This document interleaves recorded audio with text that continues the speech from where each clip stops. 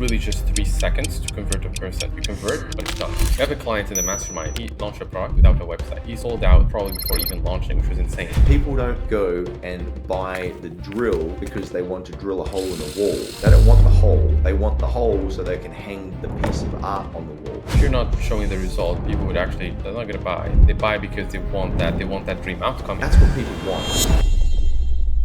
One thing that I find very interesting is that when people go and put, like, for example, content on their shop page, there's 3 or 4 images, they're really poor quality, they're shot on an iPhone, and then their price point's very high. And so if you really expect people are going to pay a lot of money for something that they can't even digitally feel. A premium brand would never use iPhone. You have just one page to create that perceived value. If you display this in almost like a Lambo style, everything looks shiny and it's premium. They will pay the premium price. No one cares about the features. They just care about, like, what is it going to do for me? And so I think there's that one acronym that I always use, which is like, Hamen, why is it that so many e-commerce founders can have amazing quality content? They can have incredible ads that they film and create, and their business still makes no money? Easy. Just, their landing pages doesn't convert. It sucks. So that's the first thing we look at most of the time. You have crazy ads, they're just performing, and then have no conversions. That's a problem. How do you think about landing pages? What is your position when it comes to looking at a landing page from a conversion perspective? What's your thought on it? If I was to look at it, you have really just 3 seconds to convert a person. So that's like the time you have when they land in the page, and you probably looked at some traffic and analyze that with apps like Lucky Orange. You have 3 seconds, just 3 seconds. You convert, but it's done. They're gonna bounce. So your goal is, how can I position something in that critical time to convert? That's how critical. 3 seconds, done. So that's how I look at it. It's really looking at the landing page structure, optimizing the pictures, optimizing the position, the price, the offer, and pretty much looking at how can I position copy that converts. Those are the things you need to look at. You have also limited time, and this is the thing. You're paying money to bring people in. You need to really convert them our way. And I think you'll align on that. Absolutely. And so for those of you that weren't here last week, we covered off on the first 3 points in relation to increasing your conversion rate. We covered off on the price. We covered off on the offer aspect in terms of how to actually increase your offer. And then also we covered off on the social proof and everything related to how to position, I guess, like your testimonies, your reviews, the comments, and your ads. So if you haven't watched that episode, go back there and listen to that one. That one's amazing to start off with. In this second episode here, we're going to dive into these 3 core elements around landing page specifics, as far as the actual design of the page itself, the visual storytelling in terms of the images and the content that's going to convert people. And then lastly, we're going to look at the actual messaging that's going to be kind of curated through that page to be able to get the highest level of conversion. Very, very exciting episode. Now, where would someone start, Hamen? Let's say, for example, I've got great ads. They're working quite well. I'm like, all right, the ads aren't the problem. I've got this stuff, it's working well. And let's say, I've got an offer, and I can kind of tell that my offer and pricing kind of works. And I'm at this point now where I'm looking at, my landing page. I want to start kind of like optimizing some things on that shop page. Let's start with this.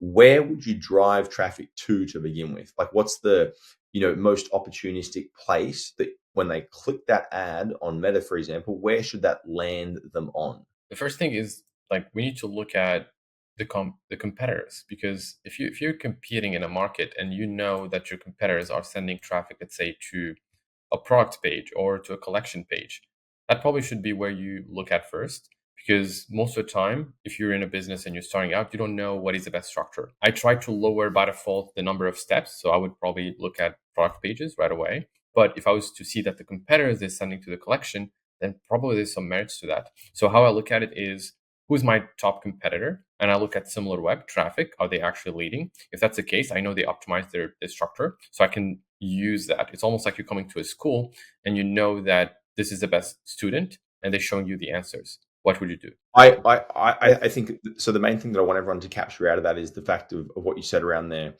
reducing the amount of steps that people need to take between, I've just made the decision to investigate more what I've just seen in this ad.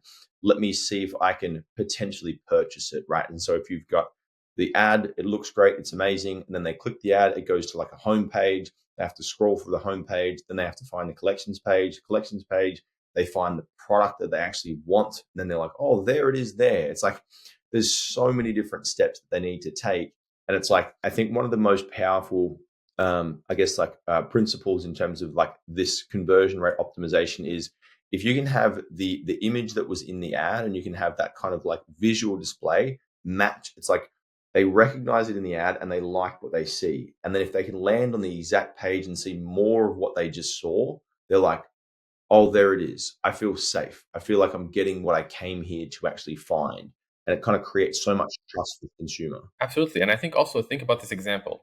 If you enter a shop, like just a regular shop, and what you're looking for is almost like in the last, like it's like in a whole other floor, would it be easier or more complicated for you? And I see a lot of stores that pretty much doing what you're doing. They have like a page, a homepage, so someone would have to navigate. It's almost like they're taking an elevator and then they're going and walking, trying to find in a shop they never saw before. So would you make that actually a good experience for your customers? Thinking about that? No. You want to display it almost like when they enter, you should see it. This is the product. So you don't want to make a complex setup where you have a homepage and then collection page and then another page and then a product page. That's going to be really complicated. So I try to minimize. But what I said earlier was just your competitors are probably driving, if they're leading, a good structure. So you can start there and kind of mimic what they're doing just in the first level and then optimize to make it less steps and or better optimization. So having the least amount of steps as possible. And I mean, like we can learn a lot from, where's the book that I have right next to me? This is an amazing book that I'm reading at the moment in relation to Amazon working backwards, right? The main concept that I think they did the best initially when Amazon was launched was that single touch checkout or something of that nature, where you don't need to press anything. You just press checkout. It saves all your information. Boom, next thing you've paid. For anyone that's used Amazon knows that experience is incredibly fast. And so let's just say it's like, why do they do that? Well, it's like they know that if every single time you have to purchase, you have to, where's my credit card? Geez. They will lose probably hundreds of millions of dollars at that level. And so it's like, how can we learn from that and then implement that back into ad, landing page in the shortest amount of time, give you what you want, click one button and you're checking out right now. It's like, that's the goal with conversion rate optimization in my mind from a high level perspective to begin with. Absolutely. And this is actually an example here that we have, but it's really not something to do. But we have a client in the mastermind and his name is Steven, and he launched a product without a website, which I know it's like, is it actually possible? He did just a Stripe link and he was converting his audience. And when he made he sold out probably before even launching, which was insane. And when I was talking to him, I was like, this is like no friction, literally. He's converting an audience like organically, not with paid ads, but because they trust a certain level of what he's presenting, they just click on the payment and they're paying. So he's like pretty much moving all the friction. So if you're thinking about it, obviously you should not do that because you probably have to have a landing page. But this is the ultimate kind of level, right? And as I mentioned to him, this is a good case study for us just in terms of mastermind and exposure in terms of strategies where he's literally selling without a website, which is a whole other level. It is fascinating. It is fascinating. From a landing page design perspective, before we move into some of these images and the content aspect, are there any other key things that you think are absolutely critical? Let's say we've locked in on this, like I've clicked on the ad and then now I'm on the landing page. I've tied that up and I've got nice and short, kind of like there's not 4 steps, there's 1 step. Are there any other like absolute musts from your perspective that you think like on that landing page you really need to have baked in to begin with? Your ad should be presenting something that's making sense with the landing page. And that's something I see as a gap. You have an ad that's, let's say, showing a lot of branding that's different than the website. That's a big gap, and you should not have that. So if someone would see an ad, they should, like, they're almost like the website is the expected outcome. And if you see all the website out there, most of the time they're talking about a problem, and then you click on the website and it's aligned. I've seen cases where it's not the case. You see an ad, say, displaying something in black and it's like a certain color, and then load the website is, let's say, yellow. There's some consistency that you have between your ads and even your emails and the website. It should be aligned, and that would be by default how they see you first. Like when you think about any person judging another person, they take like a little bit 3 seconds to judge you, and most of the time they're going to look at what you're wearing.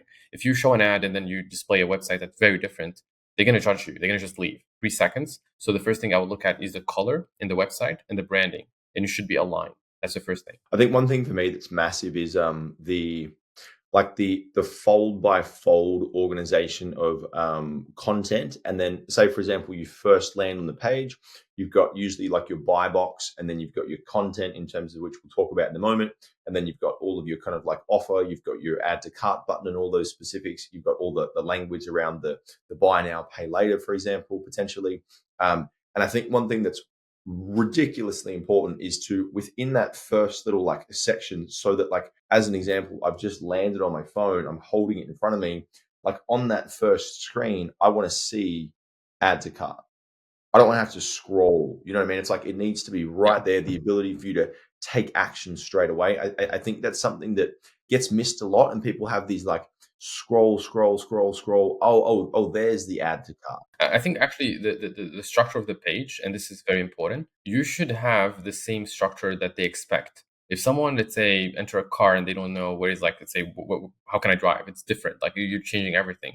So I want to make sure that if you look at a website, we should have the add to cart by default.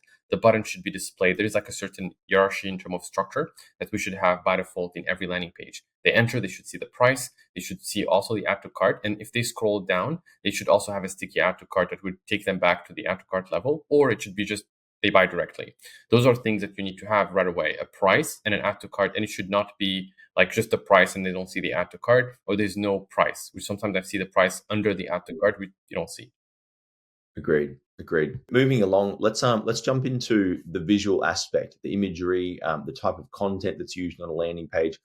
I have this thought when I think about landing page. So I always like imagine, as an example, you go into like a retail store or any form of like, shopping outlet, and you get the luxury of picking up the product. You can touch it, you feel it, you turn it around, you feel the weight of it, you hold it nice and close. Like you can see all the textures and the details in the product you're about to buy. And so it gives you the ability to like determine the value ultimately.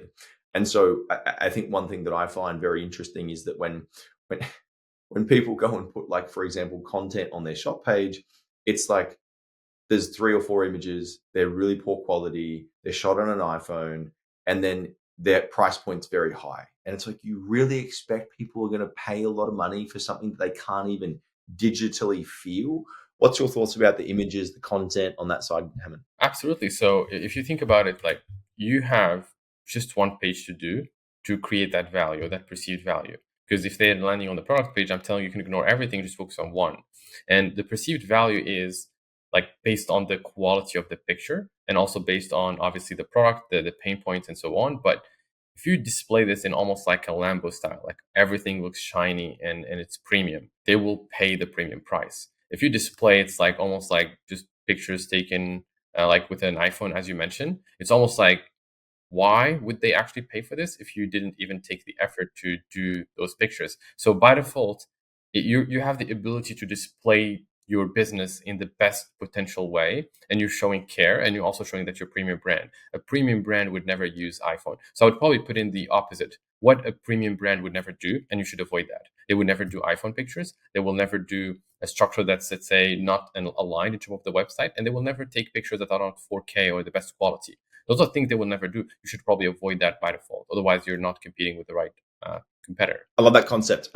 Charlie Munger's like inverse thinking, like, as opposed to looking for the ways that you would win, like think about some of the best companies and what things would they definitely not do, and then probably don't do those things and do the opposite. Yes. I think it's really important. There's a few images that I always recommend people to have on their shop page specifically. So it's usually like one of the item kind of like in the box or in the packaging that it's going to arrive in, because I think people, they think like, okay, I can see the product there, but like, how's it going to look when I get it? You know what I mean? Like, I received a product recently in the last week or so, and it was a gift from a company overseas, right?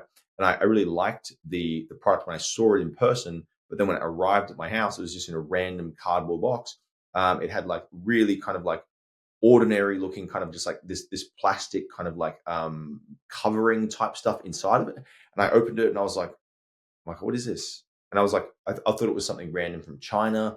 I was kind of like confused, and I started pulling it apart and ripping all the plastic off. And I was like, oh, it's that thing. But like, it was a reverse kind of like, it was like, oh, you know what I mean? It wasn't like, oh wow, this is amazing. You know what I'm saying? And so like I think to be able to display that to people, because one of the things that consumers love is the unboxing experience. Like it's so cool to get the product and you feel like, oh wow, it's here. I can't wait to get it. And then you open it and there's the little paper and there's like the tactile experience of touching those things and it makes all the noises. It's like that's a very big part of the journey. And so like if you ship a product or if for example in the back of the mind the customer's like, I wonder what it looks like when it actually comes to my house. And I think this is also part and parcel with people who, for example, used to drop ship a lot in the past, and then they just used to send something in like a plastic wrapped little cardboard thing. And people are like almost afraid of getting, oh, geez, is this going to be another little freaking thing wrapped in plastic from China? Like they want to experience something great when they first purchase because it validates their decision of, I just bought something expensive, right? And so for me, I think the unboxing experience package or something that demonstrates that's really key. Are there any images that you're like, you got to have an image of this or you got to have an image of that? So yeah, most of the time I try to position the unboxing experience obviously as much as possible, because if they can actually gift your product to someone they love, then you have a win.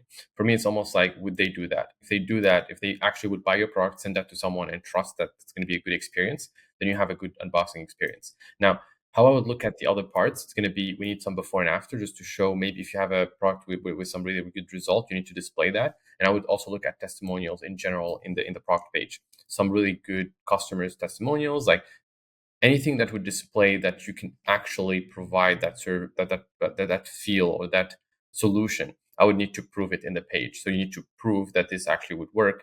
How to do that? Use testimonials. So I would really look at testimonials, customers, and then I would look at the unboxing and some before and after. Those are the three kind of type of, I would say, structures that I would focus on. There's an interesting situation that I had happen with the Oz fishing business some years ago. I think it was like 2 years ago or something. So we have a really interesting I think there's like 500, 700 SKUs, right? And there's probably like 60, 70 different designs. And each of the designs have the children, and they have the women's, and they have the men's.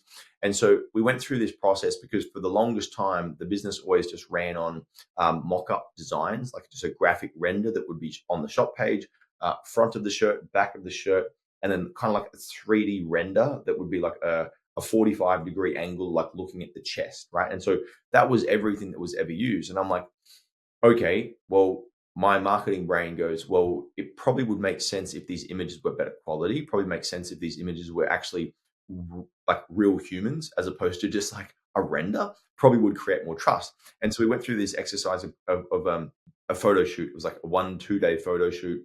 I think we had like 15 different models, women, children, men, older men, younger men. And the way that I did it is I was like, let me get like some of the, I guess, from what I've seen in the demographic, the ideal kind of avatar, right? This is kind of like the people that they might go, oh, that's me, right? However, what happened was I had all this content produced. We shot thousands and thousands, front, back, left, right, side to side, all the different kind of the sleeve, the zip, the whole entire like shirt. It was amazing quality content. We pushed it all live on the actual shop page. And from what it looked like, it looked good, right? But the conversion rate went down. And I was like, this is very interesting. And so I got some feedback from some of the people that were working around me at that time. And they were like, I think that the people in the content are a little bit too much like almost on the same level as the potential prospects, as opposed to the ideal. Does that make sense? It's like you never want to purchase from like a fitness guy who's chubby.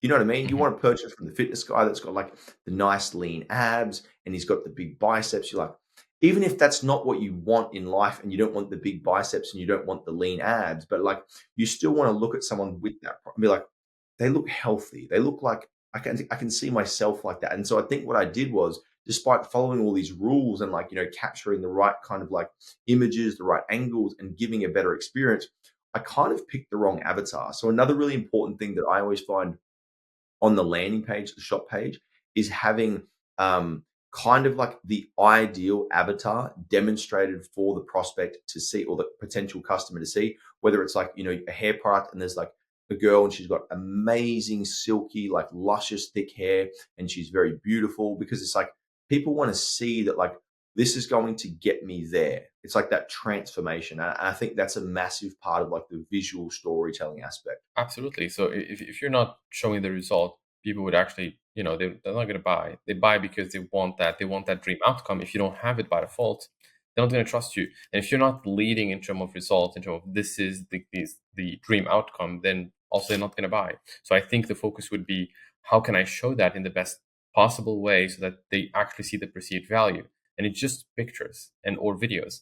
And I mentioned this to you earlier, but the structure really matters. If you have a landing page and let's say you have a structure with a video, for example, displaying some authority or something that would actually position you as a trustworthy brand, then that can convert. And we've seen this even with some of our mastermind clients. As an example, I could say we look at a digital product. We work with like a mastermind client, and she was running a digital product, selling a product for a very specific niche. And she did one adjustment in her page where she added a video of her explaining why people should buy her product. And we saw the conversion rate move from, I think, 1 or 0.9 to like 2%. And it's been consistent.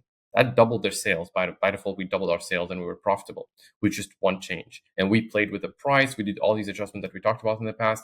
We didn't have that effect, but this one just right away stabilized our conversion rate.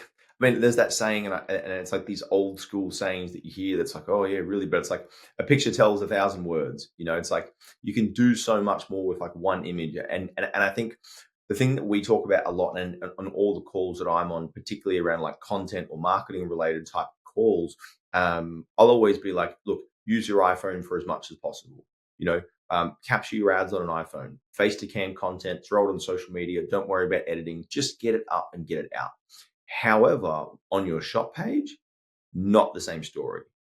High resolution, 4K, like you said, really go the distance to make sure every facet of your product is captured in amazing different situations so people can really see the value.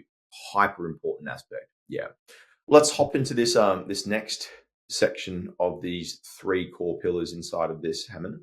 So we're going to talk about copywriting, the messaging, I guess like the words that really kind of get placed onto the page. What's your thoughts in terms of this? Are there particular like structures that you use in relation to like, copy and conversion focus copy throughout the landing page? How do you kind of position that? So first I look at what would convert. Most of the time you can literally go and see, let's say, Amazon reviews, and you can read how the customer is actually talking about the product. So I would first start with the customers. How can I convert that audience? If I have to meet them tomorrow and I show them this page, what words should I have that would just convert right away? So I start by analyzing the benefits and how can I talk about that. And I look at how they actually, what's the tone and how the customers are talking about the products. Most of the time, Amazon would be a great, I would say, place to start for me in terms of what the customers are saying, like the positive things, the benefits, and I would position that. And I would position most of the time a hook around the main problem. So I'll think about what is the dream outcome again, and I would position right away a hook around that in the web. So I would focus on mainly the customers and what they're saying to use their words in the landing page and in the copy. And I would focus on the pain as well, like what pain and how to solve it in terms of the copy. So that's my structure most of the time. I definitely think that's I mean, Amazon, for example, for capturing like reviews and particular language of customers, I think is tremendously valuable. And it's such a like there's so much information there, you know what I mean? And you can learn so much just by spending time and seeing kind of like particular like ways that customers describe the pain that they actually are feeling, you know what I mean? And like not just being like, oh yeah, well, do you have dry hair? Being like, does your hair feel like a wire brush? So, like use the language that they actually are using in their own kind of mind. And you might be able to kind of find that as you do your research through comments and bits and pieces. And I think it's those tiny nuances. There's a brand that I love that do this so well. They are called Coffee Scrub. The name escapes me right now. I use this quite often as an example, but I love their copy throughout their whole entire landing page and all their shop page, all their entire website, because it's oriented around like girls, all girls, because it's like, hey babe, don't worry, it's going to make your bum feel good, or don't worry, it's going to make those lumps go away. And so it's like that language that girls might have in their own mind when they're thinking about like buying a product or like thinking about considering this option versus this option. It's like it's speaking as if it's like a real human, and it's connecting with on that human level versus like contains this many coffee grounds, contains this scent, contains 240 milliliters of what it's like. No one cares about the features. The people, they just care about like, what is it going to do for me? And so I think there's that one acronym that I always use, which is like WIMFM, what it means for me.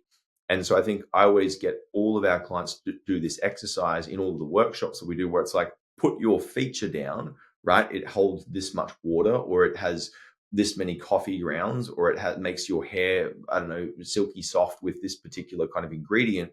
And then keep asking yourself that, like, what it means for me, what it means for me, what it means for me, until you can't go any further, until you're like, geez, I've exhausted this completely. And then grab some of that really strong kind of like what it means for me kind of content, and then put that through your landing page, because it's like, that's what people want. It's there's that example. I heard this first from Grant Cardone years and years and years ago. It must be about 10 years ago now, where he was like, people don't go and buy the drill because they want to drill a hole in the wall. It's like, they don't want the hole. They want the hole so they can hang the piece of art on the wall. And it's like, no one wants to go and buy a damn drill. No one's like, I can't wait to. I want to put the art on my wall. I want to fix my fence. I want to go and like, stand like whatever it might be. You want to do something. You don't want to have the drill. And I think too many people, they think of the drill. They think of like, we've got this many drill bits. We've got this much power in the drill. We've got this amazing speed and all this stuff. And it's like, no one cares about that. They just care about what it's actually going to help them to feel like or experience. So the copy, I think, or the messaging, I think it's interesting, because I think it's probably taken less of a maybe like importance perhaps than it used to, now that images and video are so strong. But I think the right type of messaging, the right type of content to make people feel close to you, it really can make such an impact on your conversion. Absolutely. So if I was to just like look at the main things for me, it's just like probably three things: benefits versus features. You need to focus on the benefits. And then you have the addressing the objections, which we talked about a little bit, just in terms of making sure that you're not positioning something that, if your audience is seeing this, like this won't work, or this thing, that I would object that by default, even with the guarantees, and why it's actually, I would say what I would put in dream outcome plus guarantee, why it works, and positioning the customers and their words, testimonials, and finally making sure that you're also positioning a little bit of brand, I would say story-based branding, just a little bit, so that you convert on like why, the mission, the vision. If you have that in a page, then it should be really a good structure. Definitely. So some simple, easy takeaways that you can work through. And so the purpose and the structure that we're doing this series at the moment is to make sure you're following it from a front to back type of situation. Each of these kind of like, modules, or each of these episodes that we're filming at the moment, you can capture them and you can probably go and implement a few things on your shop pages immediately. However, you're going to get the most impact if you go through one and then two and then three, because it's just like, you're going to see the biggest impact from the first 3 points we discussed, and then only move on once you've really squeezed as much as you can out of that first module. Like, don't kind of do your offer a little bit and then change your price 3 times and then don't get any good impact, and then be like, all right, I'm just going to jump onto my landing page now. You know what I mean? You're just going to create a mess. Yes, a Frankenstein. Like, you got to make something that's very much new. Frankenstein, exactly. And then we're going to move along in terms of next week episode, and we're going to go into some more technical things in terms of speed, performance, some tools, some apps, some things that you can do to technically improve as well your conversion rate. And so I think that this is a really great series, because you can cycle through this as you start to kind of like, scale your budgets, as you start to look at change by change by change. These changes inside of here, you could work through over a series of months, right? You could split test your pricing and your offer probably for weeks. You could come into some of these aspects, change your images, change the structure of your messaging. You could do that for months, and then as we move forward again into the next stage, you could probably do that for months as well. So just kind of setting the frame here for people listening, like, you could take the content we're going through here and really implement, and then start to come back, move into the next step, start to come back, move into the next step, and do that over and over again, so you can actually improve the profitability by means of increasing your conversion rate. Hammond, great episode. I know we didn't have a lot of time today, but I'm glad we got through this and punched this out. Any final words for the folks listening in terms of things that they might be able to do to lift their profit per order or increase their conversion rate? Absolutely. So just to remember that, your conversion rate, if you double it, you double your sales. So looking at those like things we mentioned, the 3-second rules, the page, the structure, the competitors, lowering the friction, working on the copy, the lifestyle pictures, what actually the luxury brand won't do. Don't kind of like use those iPhone pictures and focusing on improving your business consistently on like just periods, not just like one day, gradually getting the data and optimizing. Very, very good. I've enjoyed this a lot. I hope if you're listening at the moment, you've also enjoyed this and you can take some key lessons away and implement these things. If you have questions or you have things that you'd like us to cover on the podcast, feel free to drop us a message just at support@ecomcapital.com and the team will forward it over to us and we can get stuck in and perhaps unpack some of your questions. Hammond, always a pleasure, my friend. Look forward to seeing you again next week. Amazing. Looking forward to the next episode. It's going to be a great one.